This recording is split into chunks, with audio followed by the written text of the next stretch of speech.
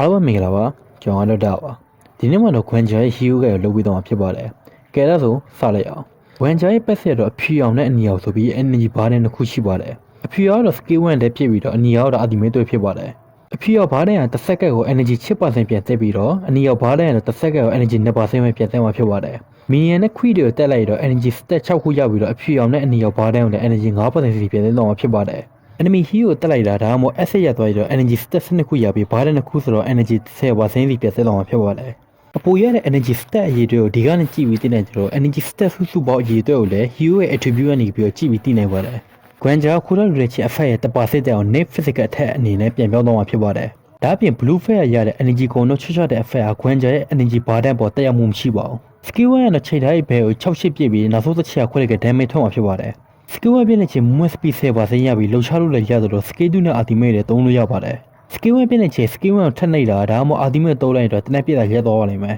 skill 2ကတော့ချိန်ရနေအောင် dash လိုက်ပြီးအဖြူဘားတဲ့ energy ကိုလည်း skill level လိုက် 15% နဲ့ 25% တိပြည့်သက်တော့မှာဖြစ်ပါတယ် skill 2ကိုတော့ကျရင်ချင်း skill 1နဲ့ enemy ကိုထိတိုင်း skill 2ရဲ့ quota ကို 3.5 second ချွတ်ချပေးမှာဖြစ်ပါတယ် ultimate နဲ့ချိန်တိုင်းနေအောင်အမြောက်နဲ့ပြည့်လိုက်ပြီး enemy hero နဲ့ထိသွားရင်တော့ပောက်ကွဲသွားပြီးအသားမချီ enemy တို့ပါ damage ထိပြီးခဏနေသွားမှာဖြစ်ပါတယ်ဒါပြအဒီမစ်တစ်ချစ်ပြစ်ပြီးတဲ့ joy စစ်ချီရပဲဘလစ်ခုံလင်မှာဖြစ်ပါတယ်။ skill တွေကြောင့်ပြောပြီးတော့ထည့်ထွေးစီကိုသွားလိုက်ရအောင်။ Granger minion နဲ့ Queen တွေကိုတက်မှာ stat ရတာကြောင့်မလို့ minion Queen တွေကိုလက်စစ်ရအောင်လုပ်ပါတယ်။ skill 1နဲ့ enemy ကိုတော်ပြီးချုပ်ထဲက enemy ကိုလည်းစစ်လို့ရပါတယ်။ skill 1 energy stat မရသေးတဲ့အချိန်မှာနှစ်ခါတော့နဲ့ energy ကကုန်သွားပါတယ်။ energy stat 420ခုရတဲ့ skill 1ကိုတစ်ခါပို့သုံးလို့ရအောင်ဖြစ်ပါတယ်။ ultimate နဲ့ energy stat မရသေးချေ3ချက်ပဲပြည့်လို့ရပြီး energy stat 250ခုရတဲ့တစ်ချက်ပို့ပြည့်လို့ရအောင်ဖြစ်ပါတယ်။ကထစ်ထွေးကြောင့်ပြောပြီးဆိုတော့ item နဲ့ ability စစ်သွားလိုက်အောင်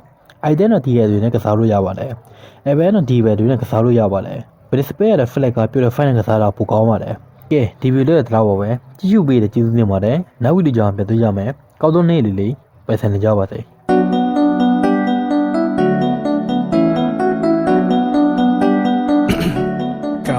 Naga learn to say the day, yeah, yeah. Luga say the